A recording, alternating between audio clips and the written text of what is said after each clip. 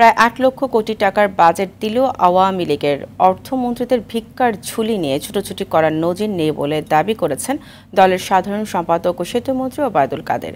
দুপুরে বঙ্গবন্ধু এভিনিউয়ে দলীয় কার্যালয়ে বাজেট পরবর্তী সংবাদ সম্মেলনে এই দাবি করেন তিনি। বলেন, বিএনপির সময় দেশ থেকে হাজার হাজার কোটি টাকা পাচার হয়েছে।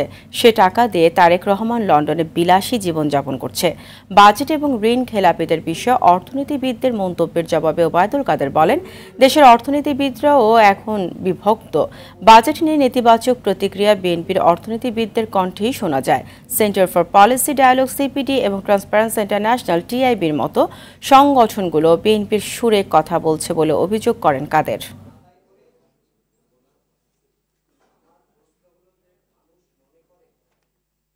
বিএনপি আজকে বড় বড় কথা বলে, অর্থ পাচারের কথা বলে।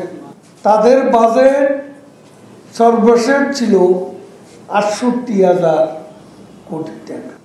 তারপরও বাজেটের আগে সাইদুর রহমানকে দৌড়াতে হয়েছিল ভিক্ষা ঝুলি নিয়ে।